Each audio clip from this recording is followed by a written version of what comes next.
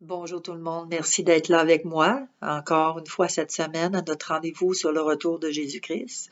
Aujourd'hui, on voit ensemble le quatrième signe, on parle des épidémies. Donc, je vous apprends rien, hein. Depuis un an, nous sommes tous pris avec cette histoire de COVID. Et c'est à l'échelle mondiale, c'est pas juste ici au Québec, mais c'est partout dans le monde. Nous sommes aux prises à cela, avec ça. Et on sait que les spécialistes de la santé se penchent là-dessus, sur le COVID, à essayer de trouver des solutions, des vaccins ou peu importe. Et on joue au yo-yo depuis un an. Hein? Des hauts, des bas, des bas, des hauts. On ouvre, on ferme, on rouvre. Distanciation, port de masque, couvre-feu. Plus qu'on ajoute des restrictions, plus que le virus se développe, on dirait. Mais c'est incroyable, là. On n'arrête pas. C'est quasiment à en avoir peur. On sait qu'il y a beaucoup de mutations qui se présentent présentement avec ce virus-là et on ne sait pas si le vaccin va être efficace, s'il va répondre efficacement à la mutation. Écoutez, les gens paniquent. Il y a des gens qui sont comme apeurés face à ça. Je les comprends. Et je vous comprends si c'est votre cas aussi, là. Mais moi, personnellement, j'ai pas du tout peur, absolument pas peur de ce virus-là. Pour la simple raison que Jésus-Christ, il est mort sur la croix pour moi, puis le sang qu'il a versé, c'est pour me purifier. Son corps meurtri sur la croix, c'est pour guérir mes maladies. Fait que dans le nom puissant de Jésus-Christ, je n'aurai pas aucune maladie et vous qui êtes là présentement, si vous croyez aussi fermement à cela, vous n'aurez pas, non, vous ne serez pas atteint non plus. Ceci étant dit, on va aller voir qu'est-ce que l'Apocalypse nous dit par rapport aux épidémies, par rapport à ce qui se passe présentement, parce que ça a été prédit longtemps d'avance. La parole de Dieu n'en parle de tout ce qui se passe, là. Ces signes-là qu'on voit, c'est pour annoncer le retour de Jésus-Christ. Apocalypse 6, verset 8. Alors on lit, je regardai, et voici parut un cheval d'une couleur pâle. Celui qui le montait se nommait la mort, et le séjour des morts l'accompagnait.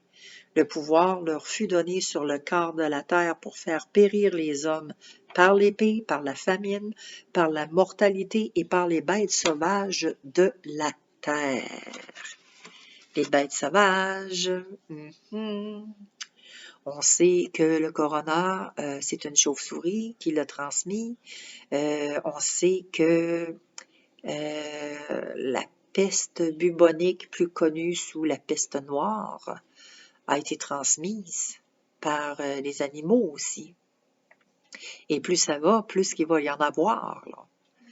Quand on va dans des pays, pourquoi ça prend des vaccins? Quand on va en Afrique, ça prend absolument le vaccin de la fièvre jaune, parce que là, si on est piqué par un insecte, pourquoi ça prend tel vaccin? Écoutez, ça finit plus. Mais bientôt, là, on n'aura plus besoin d'aller dans les pays extérieurs, parce que les maladies, ici au Québec, vont se transmettre aussi par les animaux. Les animaux vont nous la donner.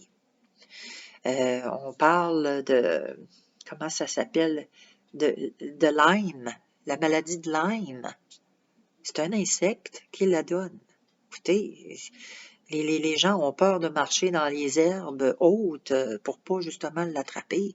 On doit rester dans les sentiers quand on se promène dans le bois.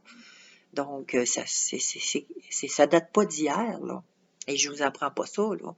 On sait qu'il y a des épidémies, puis il y a des maladies qui se transmettent par les insectes. Mais les insectes, là, avant de les transmettre, là, ils les ont attrapés où, pensez-vous? Ils les ont attrapés chez les animaux sauvages. On va regarder dans Luc 21, 11 aussi, parce que c'est quand même assez important qu'est-ce que ça dit, vu que c'était propagé par les animaux. Ça dit, il y aura de grands tremblements de terre et en divers lieux des pestes et des famines. Il y aura des phénomènes terribles et de grands signes dans le ciel. Des pestes, des famines. Hein? C'est pas moi qui le dis, c'est la parole de Dieu dans Luc, comme je vous l'ai dit tout à l'heure. Ces pestes-là vont devenir de plus en plus fréquentes. Et si vous avez déjà entendu l'histoire, hein, pour ceux et celles qui le savent, lorsque le peuple de Dieu, qui était esclave en Égypte, avec Pharaon, ils ont vécu des plaies, les plaies d'Égypte qu'ils appellent. Mais les plaies d'Égypte, c'est rien à comparer aux plaies qui s'en viennent. C'est absolument rien. On sait que Dieu parle au travers des événements. Dieu nous parle constamment, comme je vous le disais la semaine passée. Dieu nous parle de bien des façons, tantôt d'une manière, tantôt d'une autre. Il peut nous parler par des songes, par des rêves, par la bouche de quelqu'un.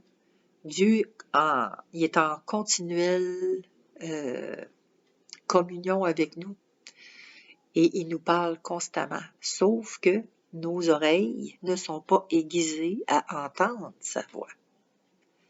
Pourquoi? Parce que le tourbillon de tout ce qui se passe actuellement, les soucis, le travail, c'est les enfants, c'est le mari, c'est la femme. Il y a un paquet de problèmes, il y a un paquet de choses qui nous gardent captifs. C'est les téléphones cellulaires, c'est les tablettes, c'est Internet, la télévision. Écoutez, il y a un paquet de choses.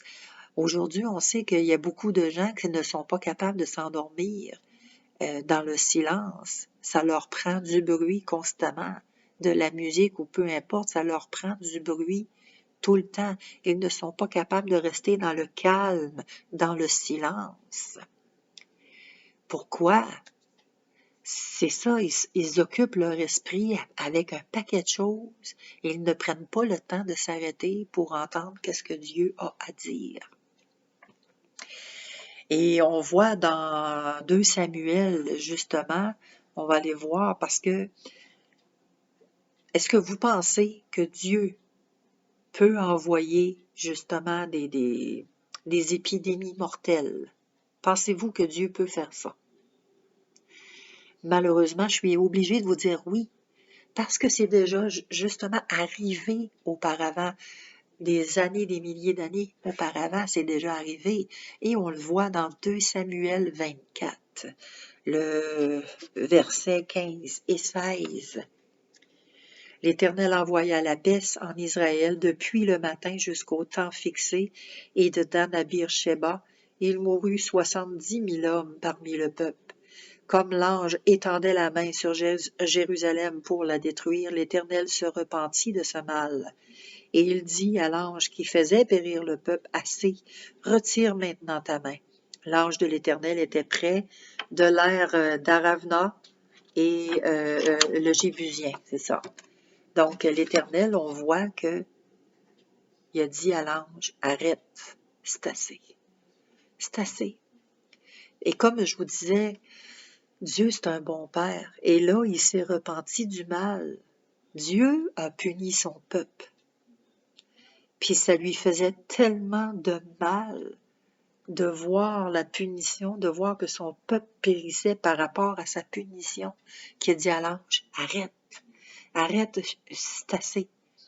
Je suis plus capable, c'est assez, arrête. » Dieu, il veut pas notre mal. Dieu, il veut nous donner des bénédictions. C'est ce qu'il désire. Le désir de son cœur, c'est que son peuple soit bien. Que son peuple l'honore des lèvres, non seulement des lèvres, mais du cœur aussi. Ce qu'il veut, Dieu veut qu'on se tourne vers lui, qu'on arrête d'être centré sur notre propre nombril, d'être tourné sur soi, puis qu'on se tourne vers lui. Comme un bon père, nous, on le sait, là, quand on a des enfants, puis qu'on punit nos enfants, ça nous fait terriblement mal. Ça vient nous chercher, ça vient tellement qu'on va punir notre enfant, puis après, on s'en va, puis on le prend dans nos bras pour le consoler. Fait que Dieu, c'est la même chose. Il veut pas punir son peuple, il veut pas nous punir. Il veut nous donner des bonnes choses. Mais on ne l'écoute pas. Nos oreilles, comme je disais, ne sont pas aiguisées à entendre sa voix parce qu'il nous parle constamment.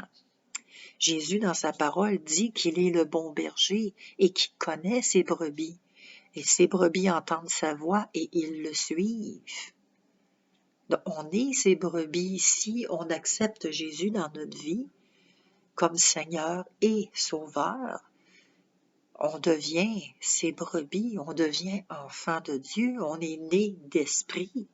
Rappelez-vous que je vous avais parlé de l'histoire de Nicodème, qui avait été voir Jésus et qu'il connaissait la loi là, du bout des lèvres, là, du bout des doigts, et il la connaissait par cœur, la loi, et qui s'en va voir Jésus, puis Jésus lui dit, écoute, tu es un docteur de la loi et tu ne sais pas que tu dois naître de nouveau.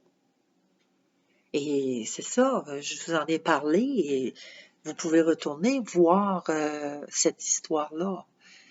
Vous tapez la Bible sur Internet ou la référence et vous allez tomber, vous allez pouvoir lire l'histoire au complet.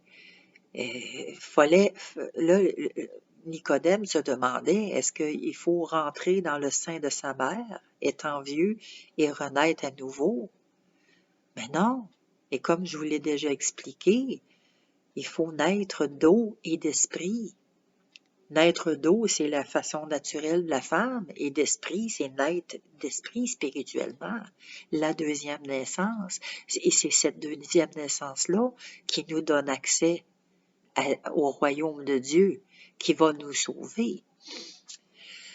Donc, c'est ça, là. Donc, Dieu a puni son peuple. Et c'est pas parce que nous sommes une nationalité différente ou un ethnique différent.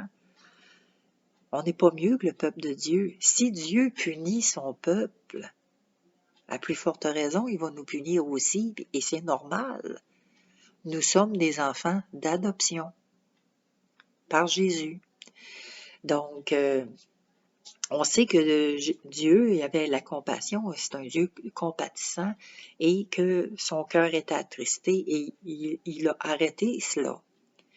Mais Dieu, dans les derniers temps, il va faire que, oui, il va y avoir des épidémies mortelles qui vont frapper la terre. C'est écrit, c'est prédit. Je vous encourage justement à aller lire la Bible. Vous avez absolument rien à perdre. Ça vous engage absolument rien. Tout ce que ça va vous apprendre, c'est connaître Dieu un petit peu plus. Et en connaissant Dieu, ben, ce que ça va faire, c'est que vous allez bénéficier de sa protection. Si vraiment vous le cherchez de tout votre cœur, puis vous êtes vraiment repentant, sérieusement, le plus honnêtement possible, ben Dieu va se laisser trouver, puis il va vous accepter les bras ouverts, comme le père du fils prodigue, que je vous parlais aussi. Dieu nous accueille les bras ouverts parce qu'il nous aime. Il ne jettera pas dehors celui qui vient à lui, là. Alors, c'est ça, vous avez absolument rien à perdre à apprendre à connaître Dieu et à lire sa parole pour bénéficier justement de sa protection face aux événements à venir. Parce que ça s'en vient. Et plus ça va aller, plus qu'il va en avoir des événements. Ça va être événement par-dessus événement par-dessus événement. Ça n'arrêtera pas. Comme les plaies d'Égypte. Hein? Il y a un moment donné, c'était des sauterelles, à un moment donné, c'était des grenouilles, c'était l'eau qui se changeait en sang, c'était de la peste sur leur corps qui était couvert de la tête aux pieds. Ça l'arrêtait pas jusqu'au temps où le premier-né des Égyptiens ont été frappés et ils sont tous morts, excepté les enfants, les premiers-nés du peuple juif, du peuple de Dieu à ce moment-là. Donc, moi, c'est ça, je vous encourage, pas seulement à écouter ce que moi je vous dis, mais à aller vérifier. Procurez-vous une Bible. Si vous n'en avez pas, demandez-moi là, je vais vous en faire parvenir une. Ça va me faire plaisir de vous envoyer une Bible. Mais il faut absolument que vous commencez à vous plonger le nez dans la parole de Dieu afin d'apprendre à le connaître, parce que les jours mauvais s'en viennent. Vraiment, très mauvais. Et puis, il va rester presque pas personne sur Terre, justement. Donc, ceci étant dit, c'est ce qui complète notre rendez-vous d'aujourd'hui. Si vous avez des questions, en tout cas, gênez-vous pas, vous pouvez m'écrire. Je vais faire le plus possible pour vous répondre, le plus franchement et le plus honnêtement de mes connaissances. Et on se donne le rendez-vous la semaine prochaine pour le 5e signe. Je ne dévoilerai pas le titre parce que je veux vous garder, je veux piquer votre curiosité et je veux que vous me reveniez pour la semaine prochaine. Donc, je vous dis bonne semaine tout le monde. Bye bye.